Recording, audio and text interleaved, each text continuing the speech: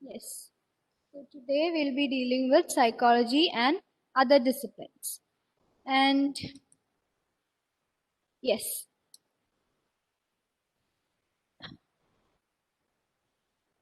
yes. Any discipline which deals with people would definitely recognize the relevance of the knowledge of psychology.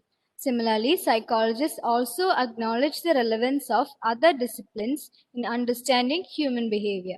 This trend has led to the emergence of interdisciplinary approach in the field of psychology.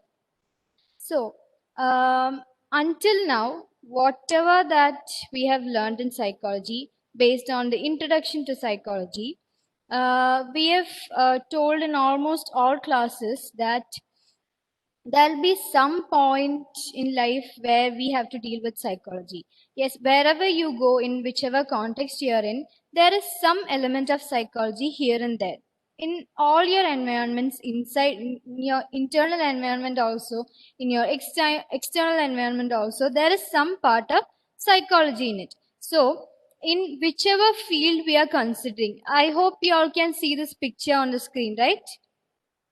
That is a picture from your textbook. So in case of political science, philosophy, computer science, education, music, fine arts, criminology, forensics, mass communication, these mass media, social networking, then sociology, engineering, medicine, whichever field you take, you have some part of psychological contributions to it, as well as psychology might take in or draw some information or useful phenomena from these particular fields. Okay.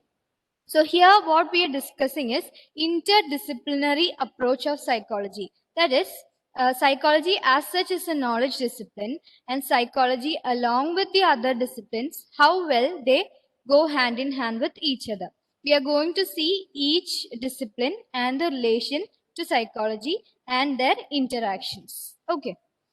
Here so what they have told is any let it be any knowledge discipline, let it be any field of study. If it deals with humans, then it has to have some part of psychological relations to it. That is what is discussed in this particular topic.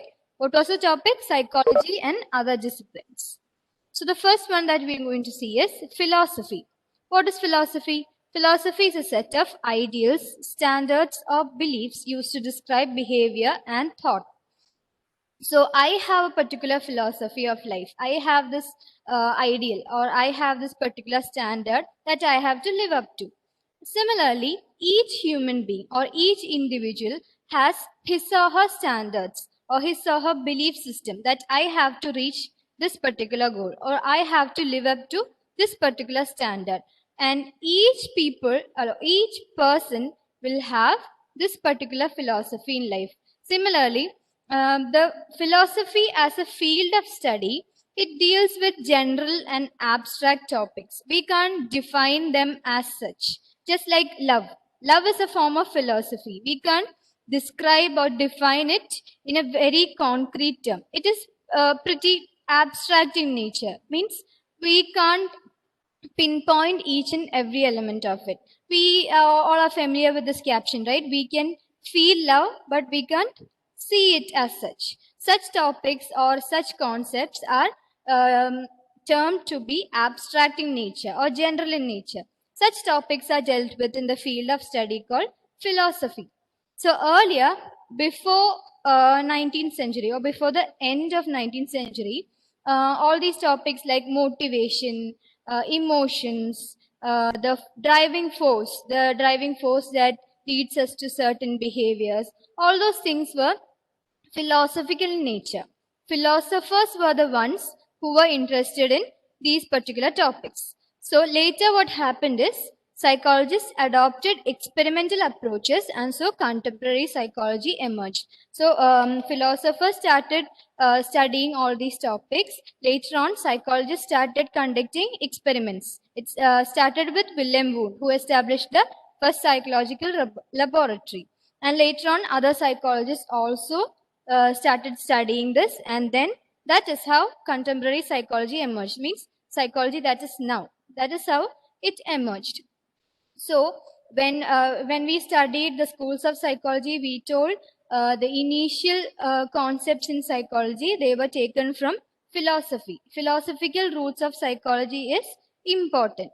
So from philosophy, we came to psychology. So still in psychology or in contemporary psychology, we have some aspects of philosophy also. So this is one discipline that we discuss along with psychology. Next one is medicine. Medicine, it is related to the hospital settings as such.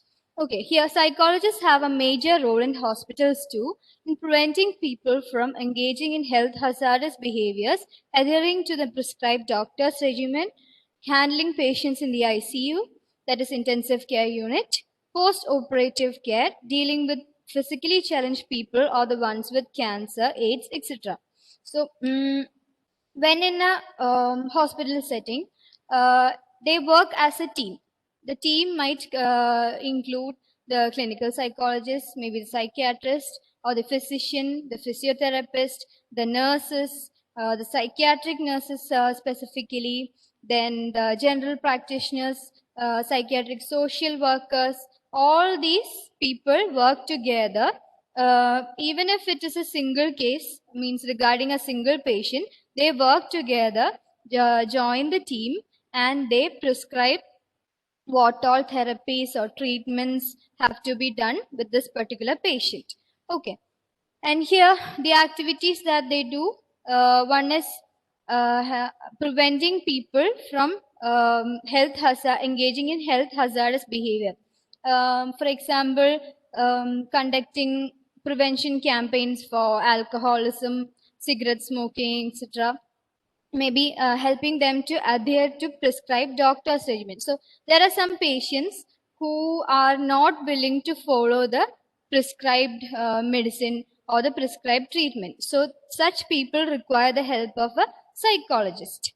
And psychologists might counsel them, or they might try to convince them that this particular regimen or this particular medication or this particular treatment is important to them, and they finally try to bring them back to this correct following of this particular treatment methods. Then handling patients in the intensive care unit. So there are patients who become very traumatic or very shocked when they enter the ICU, or maybe it may be regarding some operations or surgeries. So before surgeries, after surgeries, psychologists can approach them, or they can avail the service of a psychologist. Then we have dealing with physically challenged people or the ones with cancer, AIDS, etc. So in these particular, specific cases also, psychologists can intervene. And another example that is not mentioned here in your textbook, if you want, please note in your lecture note. Psychologists are often called for breaking the news of death. What happens is the physicians or the doctors in the working around that area, they might not be comfortable with sharing this particular information about a person's death. So what they do is they call a psychologist, and the psychologist slowly goes to the family members, and in whichever ways they are trained, they express or inform them that a particular person has passed away. That is one another function apart from the examples given in your textbook. So in medicine field, what have we discussed? We discussed about the interdisciplinary approach. That is, they work as a team along with the nurses, doctors, social workers, then psychotherapists, physiotherapists, and other team members. Okay. Now the next discipline is economics, political science, and sociology. This is given as a single point in your textbook, and these three are related in the sense that they are sister concerns. Just like sister concerns, they are sister social sciences. What is economics? Economics deals with money, business matters, allocation of different resources, how resources are distributed to different people, different areas. That is what economics deals with. Political science, as we know, regarding political parties, the political conflicts, regarding the voting behaviors. In sociology, that's a scientific field that studies the socialization or social interactions in people. Okay. Here, psychology has contributed to and have drawn from these fields, from all the three fields. Psychology has contributed to means psychology has given something into these fields, as well as psychology has taken something from all the three fields. And important factors here include a study of micro level economic behavior, understanding consumer behavior, savings behavior, decision making.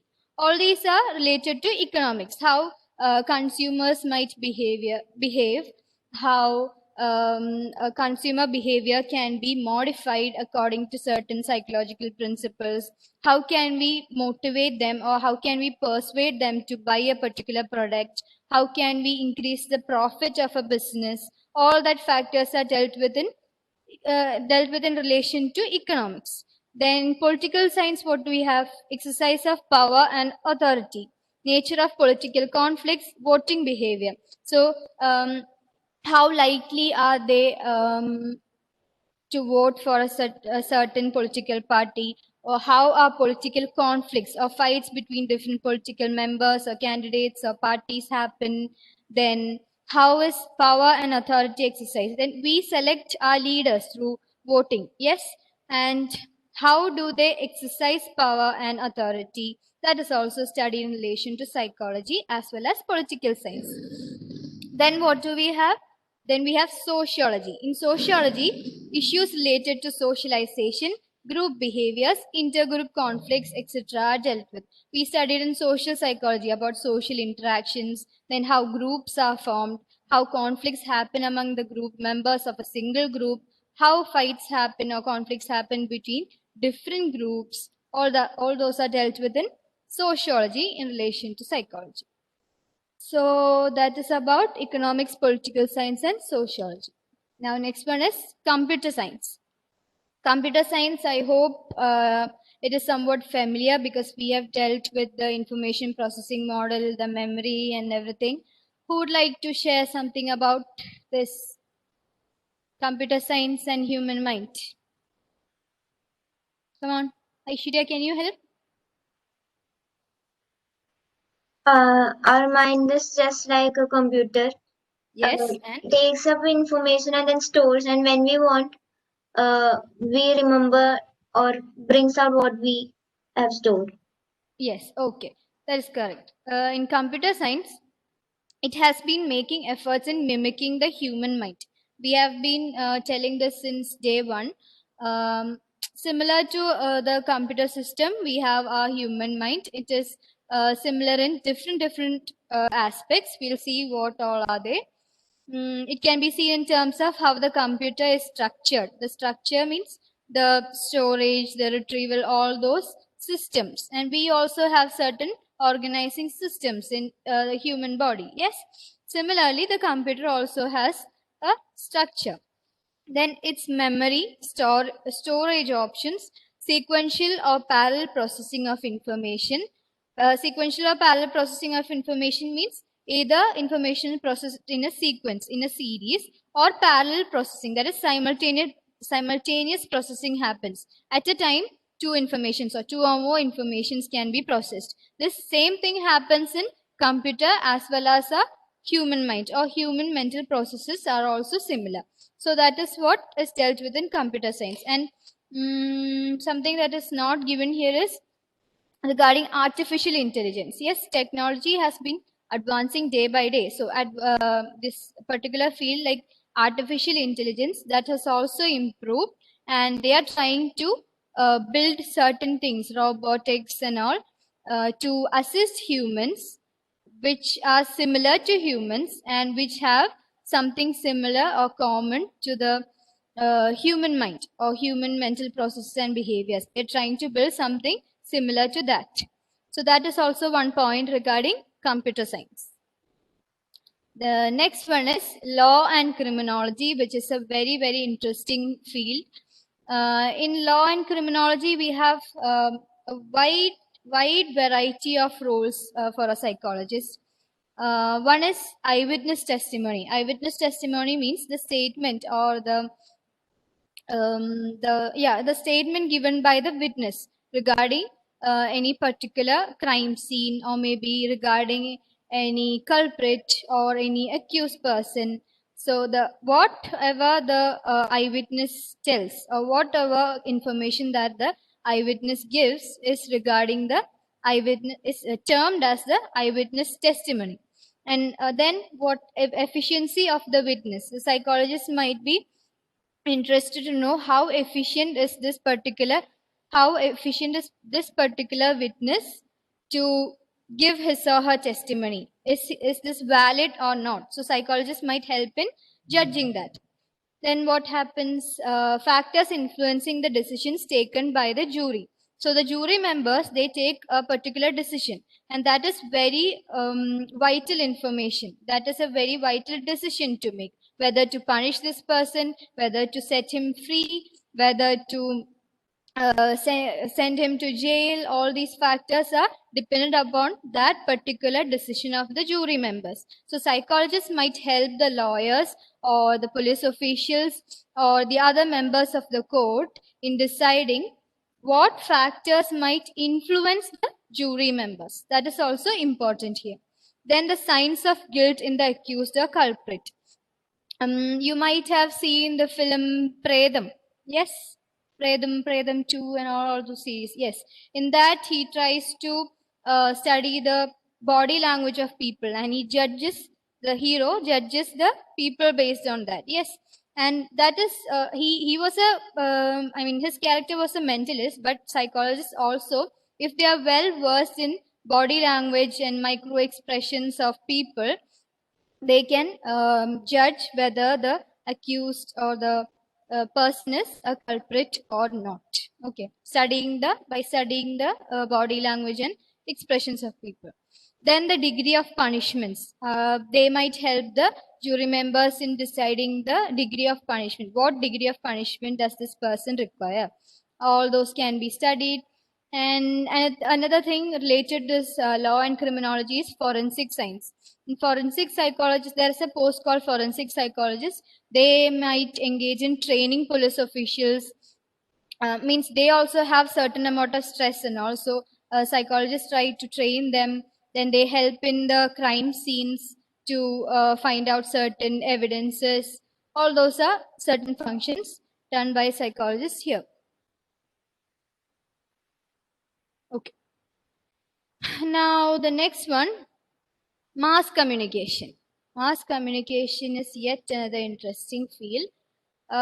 This one forms the print and electronic media, that is newspapers, magazines, our social media, our electronic gadgets, everything falls into this particular category. Can you see this picture on the right side? Yeah, that is, you all would be familiar. It is an ad from McDonald's. Yes, they have spent 4 hours in preparing the burger on the right side for their ad, for their advertisement, for their photo shoot. And when we go to the restaurant, when we order something, the preparation time is 60 seconds, and the burger that we get is this. So in order to influence our behaviors, or in order to influence our mind, they are giving a very colorful, very tempting, very tasty picture of a burger. And what we get is this. We might go to the restaurant because of this particular picture, or seeing or tempted by this particular picture, and finally we get is this. And similarly, we have different ads and different advertisement companies that try to influence us. So if we know a bit of psychology in that, we might prevent ourselves from getting into this particular type of trap. Yes, this is a form of applied psychology. You might find it useful to apply in your daily life too. Okay. Now, they have a major influence on our thinking, attitudes, and emotions. Yes, especially children. When children see a particular ad, they see that they get some free items with a particular commodity. Then they are so much influenced, and they want so much. They ask their parents to get that particular commodity for them. Yes, that is also one form of influence that mass communication or mass media has in human beings. Psychology helps in developing strategies for better and effective communication. So when we see from the point of the consumer or the customer, we have a bad feeling that they are the business people, they are playing psychology and they are trying to put us into a trap and get us to buy their products. But it also has a positive part where psychology helps in developing strategies for better and effective communication. For example, in news and all, when the flash goes exclusive news, we tend to notice it very quickly, right? Yes, Amal? When you see something tagged as exclusive news, would you notice it or not? Yes, ma'am. Yes. So that is also some useful form of psychology. For example, a journalist in reporting news must know the reader's interest in the story. So if they know the reader's interest, then they can modify the story or the news according to that, or they can write up the story according to that. Otherwise, it would be too boring, and the listeners or the viewers might not notice it. So that is one form where mass communication influences human psychology. The next one is music and fine arts. Here, more emphasis is given for music in a textbook, but rather than music, we also have dance, we have other fine arts, we have drawing, we have painting, all those included in this particular topic. Scientists have made use of music in raising work performance. So, there has been there have been many studies where the work performance, that is in a particular organization, their work performance, their productivity has been increased with the application of music. There has been certain researches on that basis. Music and emotions have also been studied widely. I have a habit of listening to music when I get so sad or maybe very irritated. Do you have such habit? Anybody? Yes.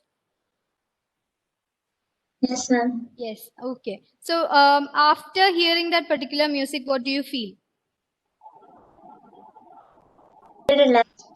You feel relaxed. Yes. So music has some form of relaxing property, or it has a characteristic that can change emotions and mood in some or the other way. So that is also a topic of study in psychology. Now, music therapy is also an emerging form of therapy where they use different ragas for curing certain physical ailments.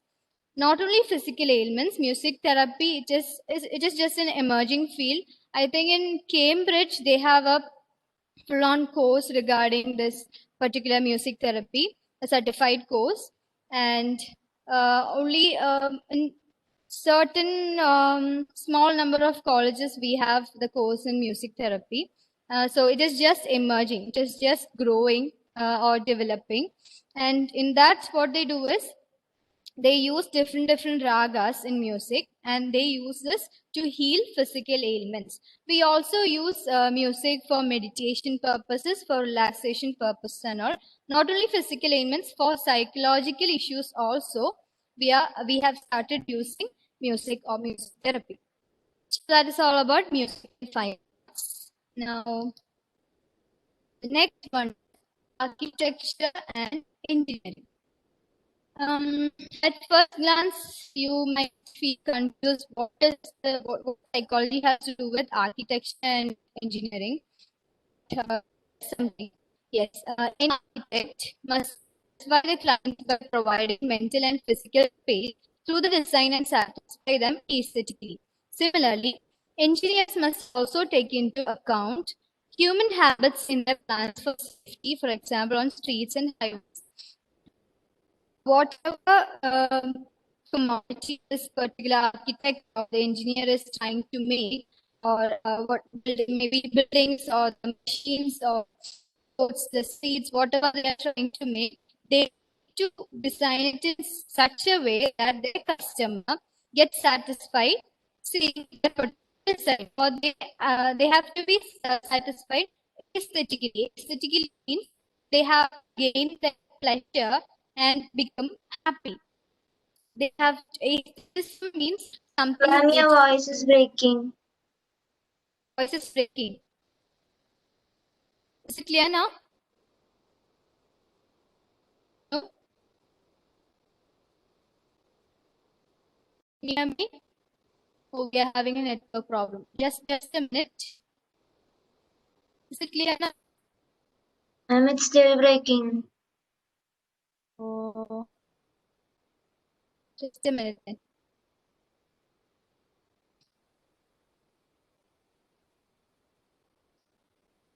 What about now?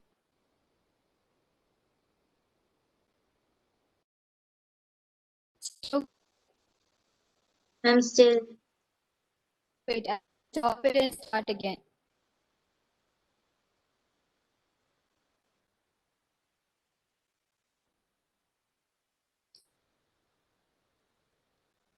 Is it okay now? Mm.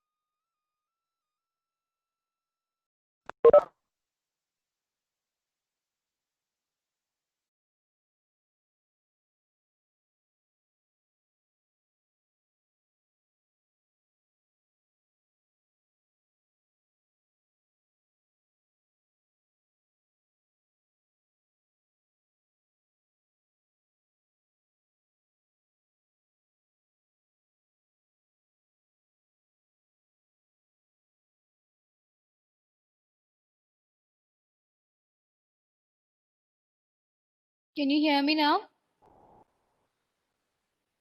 Yes? Yes, ma'am. Okay. Please switch on your videos. Presentation is clear, right? Yes, ma'am. Okay.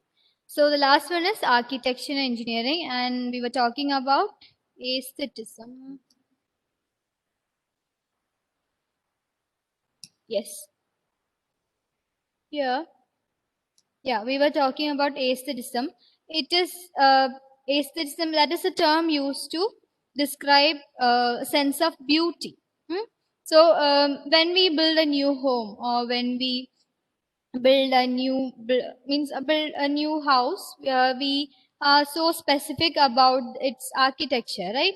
And different patterns, the wall art, the small plants, the indoor plants that are kept, the floor tiling, the ceiling, all these things matter. So how much it is psychologically enhancing to the person, the designer or the architect or the engineer has to know about all these factors. So the customer or the client might have these particular specifications that might totally vary from person to person. I might like dark colors, you might like light colors. So based on the paintings, all these things, they have to design that particular building. And regarding engineers also, if they are building the roads, the streets, the subways, all these fact, when they build or they try to design all these things, they have to keep in mind the human habits. How are humans likely to notice these things? How are humans likely to be influenced by these particular signs kept near the roads? For example, the signals or the signposts that are present on roads and all.